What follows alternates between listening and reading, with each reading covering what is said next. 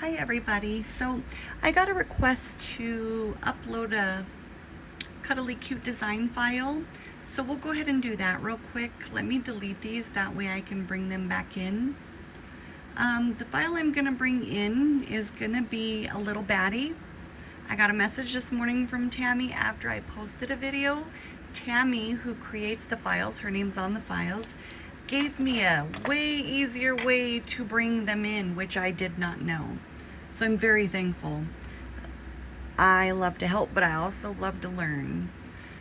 So on my desktop, I have every folder with each page I get my SVGs from labeled. That way I know where the file is. You're allowed to resell the completed pieces, not the files, but the completed pieces, as long as you give credit where credit is due. So if it's cuddly cute, you would go ahead and list that, whether it's eBay, Facebook, Etsy, your personal page, whatnot. If it's Marjorie Ann Cadoodlebug, etc. You just have to give credit where the actual file came from. So we're gonna go ahead and go to Design Space. And on the bottom left, coming from the canvas, on the bottom left side, it says upload. You're gonna click that. You're gonna upload your image, browse of course, and let's go to desktop. Mine's in cuddly cute design, so I'm gonna double click that. We're gonna go to a little baddie. Now this one's set up differently, and you'll notice, because generally when you click it, SVG is an option. This one is each single little guy here. So sleeping bat, standing bat, and then the title and the moon, they're all separated, which is fine. So it allows you to bring one in at a time. You're gonna go to sleeping bat. That's the one I'm doing, not you specifically, but I'm gonna go to sleeping bat. You wanna come down to Microsoft Edge HTML document, click it with your right mouse button, and then click open. Your left mouse button, sorry. I'm backwards because I'm using the other hand. It's already given me colors. I was importing it, and I'll show you a different way that I was doing it, but it was the long way and the wrong way. So it's already separated all the colors, and you're just gonna click upload, and then you're gonna click on the left mouse, and it'll put a box around it, and then add to canvas. Now it brings it onto your canvas, and it is already color coded, ready to go. If you don't want to adjust the size, you would just go to make it, and the teeth are there, the tree trunk, tree branch, the smile, the mouth, the bat, and the inner ears, they're all there. Now I'm not going to cut him out just because I don't have a use for him at the moment. I did make him years ago, and he sold on eBay, the whole set did, very quickly. And I remember making them because I thought they were so cute. I was tempted to keep them, but I had already posted them and they sold, and you know eBay, you can't take something back once it's sold. I didn't want bad marks against me. So I'm gonna hide him, and then I'm gonna show you the other way that I did it.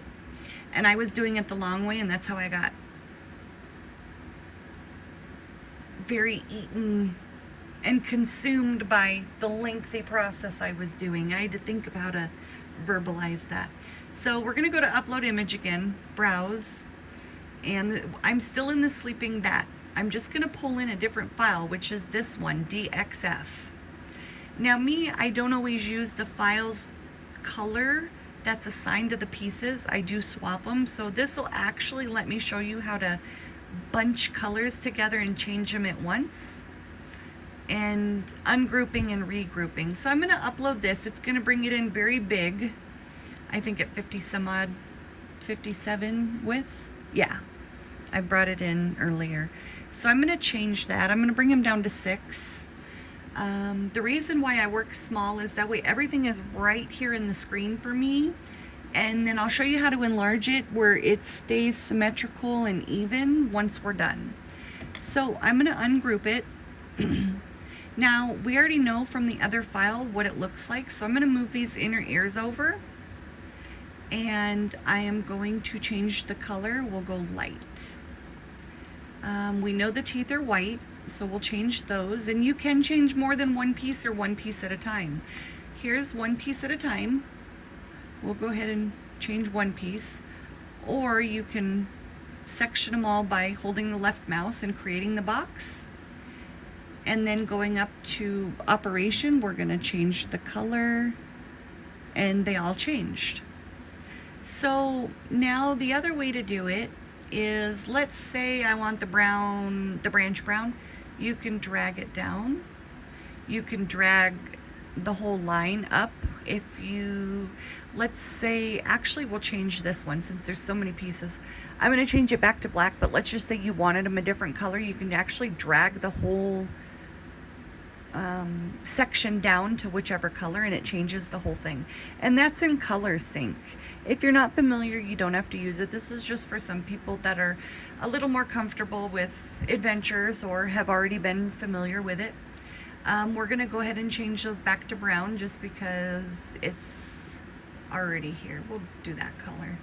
Now I'm going to move these back, and I'm going to create another box, and I'm going to group it. Now you can change the size, and it changes them all together and keeps them all even and symmetrical, where nothing is going to be off and all your pieces will match.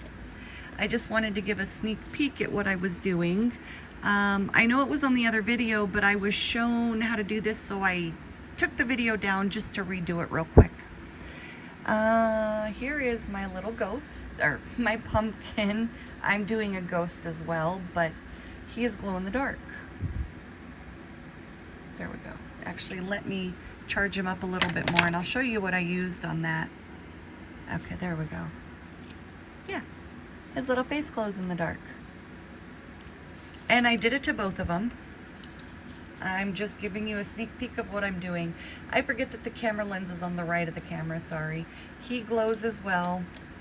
I did the little candy, and this is from Pumpkin Carving Party. And I popped it up on foam tape just to give it dimension. That way it's not flat. I added little bubbles to my bottle, but I'm still working on a few of the pieces. Those are just Nuvo drops. I didn't glaze it or anything. Now, I found a glue that is safe for paper. I don't have any issues with it curling. I've used it for a very long time, and it's still in my scrapbooks all in one piece. Let me zoom. There we go. All right, so it's Elmer's glow-in-the-dark glue. I got it from Michael's. I get it when it's on sale. Another one I use is Cosmic Glue because of the color. I use it on, like, for this bat file, I would use it on my branch just because I like the color when it dries.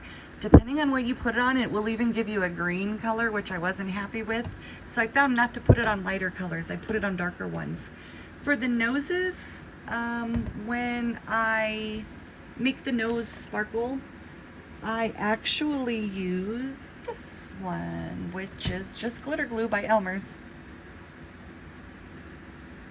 And then another one I have, which I'm turning upside down because it's been a long, this is the new bottle. I use the other one, so all of the new bottle glitters in the bottom, and they're slowly moving, but it dries clear, which is nice. A little, it's clear, but it's got a little red tint to it.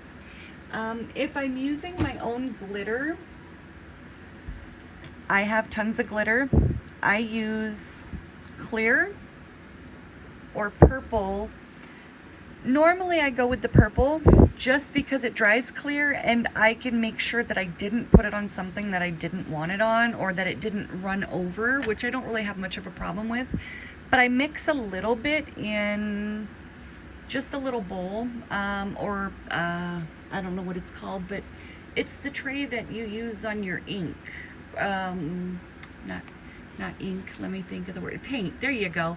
I got one of those, and it has little circles in it. And for some reason, the word is skipping my mind, but I'm sure most of you will put in the comments that you know what it's called, and I forgot. I'll put a little bit of this and pour glitter into it, and then I just use a paintbrush and actually put it on the nose or on whatever I want to add the glitter to. I use Catherine Puller inks, as you guys know, but the other thing I was going to show you, if you're not comfortable with inks, chalk and liquid chalk will be your best friend. I have used this for years. I have tons of them all over. Don't mind all my Nuvo over there. I'll show you in a moment. This stuff is great. It's not very forgiving. It's erasable, but you can still see trace of the color sometimes. But I do still use dry chalk. Not just my pan pastels, but I have Stampin' Up. These are old. I found a lady selling them and I ordered 6 of them just because I use so many of these on my cheeks. The reds, the pinks, I mix them.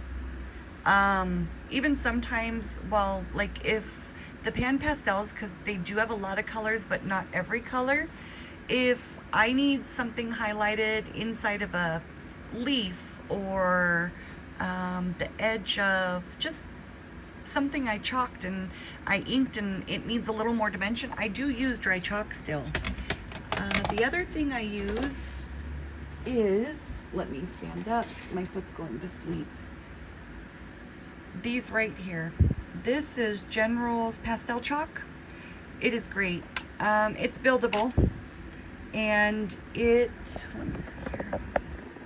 I'll do just a quick run real quick so you guys can see it, and then I will end the video just because I'm going to go reposition my foot some. So with this, you can use pom-poms, Q-tips, your finger, and it is chalk. It is the greatest thing ever. It blends better with a pom-pom. I'm just doing this so you guys can see exactly that it is a chalk. I'm not going in any method, but after you're done with that, I always use white erasers, just because they don't leave anything on your pieces afterwards. Like the pink ones sometimes will drag it and you'll also see a pink residue, but you can clean this chalk up. They're from Amazon. My mom got them for me for my birthday, which was 2 days ago. And I love these things. She gets them for me and I end up having to get more because I do go through them. This is one of the newer sets that I just got, like I said. The other thing is I will do a video beginning to end of a piece that I've already cut out. It is still the pumpkin carving party. And I cut them all out and then I bag them. So this is boy 1, boy 2, and then I have girl 1 and girl 2. This was just all the extra pieces. These bags keep everything together and I can see through them. But I will do a complete inking, and I know some people don't want to see it, which is fine. Some people do. There's different techniques you're going to pick up from different people, and I'm just trying to help anybody that has questions. They're unsure of paper piecing because it can be a bit overwhelming. I know me and my mom kind of looked at each other when we started many years ago. It was Lisa's paper piecings. I still probably have 200 to 300 of her files because I think it was $200 for all of them. So however many files came when she decided to move her site over, and I don't even know if it's still active, but there was probably 60 pieces for one small little character at the moment. And my mother and I looked at each other like we were both just gonna call it quits right then and there. It was very overwhelming, so I get how that beginner can feel, even people that are a little bit more advanced. I mean, I learned something this morning from Tammy that I did not know. But I do use Sharpies. They're safe. I've used them for years and the colors are still bright and bold in my scrapbooks, because I don't want Pete showing behind his shirt once I glue the shirt down. So I find the Sharpie closest and I just go along the edge. That way when I do lay his shirt down, you don't see the peach underneath it. And I'll clean that up once I'm ready, but I'm just giving you guys the idea. That way now, let me pull the shirt out real quick. It hides the peach, which is just a preference of mine. Some people don't mind it. Some people don't want to do the extra work. That's fine. It's extra. I'm okay with that. I'm an extra person. So you can't see the peach versus this side. You can. You see the difference? And it's just sometimes those extra little steps make all the difference. And I use foam tape on stuff, and I use embossing folders on others. I don't know if you guys looked at the last set I put up, but all the pumpkins had embossed front pieces. The only reason I didn't emboss these little guys is because they had faces, and I did emboss one of them and I threw him out.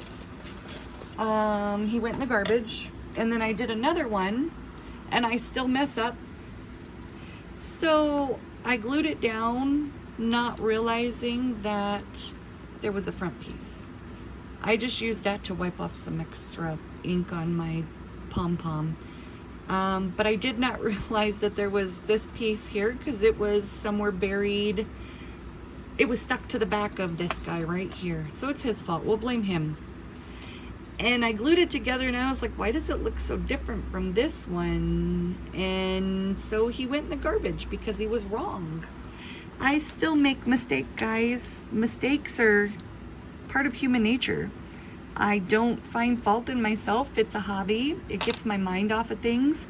I know that when I was working as a nurse full-time, I would come home on my lunch to unwind, and I would do it after work because my brain would be going crazy. Did I change that Foley? Did I initial and date and time that Foley? Did I change my IV tubing? Did I change my O2 tubing? When was the last time that person had a nebulizer treatment? I hope it wasn't due before I got off. Did I chart the last time I gave somebody pain medication because they just had a hip replacement? My brain doesn't stop after work, so scrapbooking kind of let me focus on one thing instead of a billion things about work that I couldn't change once I was home. And then by the next day, and I was so thorough, I knew I did it, but my brain would always challenge me. These Tim Holtz scissors I just got the other day, oh my goodness, they are just the neatest thing in the world. They cut so well. Squishy grip, which that means these aren't ever gonna break, but I couldn't believe how good these things cut. Now this is a few pieces of cardstock, and I don't struggle considering I have hand tremors and I'm no strength in my hands whatsoever because of my neck surgery, and I can actually use these and they cut like butter. But if you guys have anything that you want me to do, I don't mind doing a file. I will do a piece or even the whole set. It just depends. I'm looking at the other Franklin files. We can do those together, but I don't mind. If you guys tell me a file that you're working on, I'll go ahead and get it and I will do it. That way then you guys can do it with me even though it's already recorded, or let me know. I know some people were interested in the lives, which I have no problem doing, but I was such a mess trying to schedule my surgery. Now that my surgery is over on my foot and I'm casted, I am in a chair all day or on the couch or in the bed. Leg has to be up. Doctor said that I could go ahead and have my soul fed with my scrapbooking as long as my foot's up, and it is. It is up. But if you guys need anything, like I said, leave it in the comments. Feel free to send me a message on Facebook. My Paper Pieces and Leftovers is the same address as the YouTube. And I'm staring at my flowers my husband got me for my birthday. Sorry, distracted for a moment because they're blooming and they're just so beautiful. Yeah, my birthday. I turned 42 2 days ago. I think it was 2 days ago. Yeah, I wasn't doing too well. I had a bad day with pain, so my husband made sure that my day when I woke up from my nap, because they had to recast me Monday, I was surprised with all the stuff around the house. So he made my day. He made up for my torture on Monday. And thank you for following and watching, guys. I will put up the next video once I figure out which one I'm gonna do. And take care. I hope everybody stays well.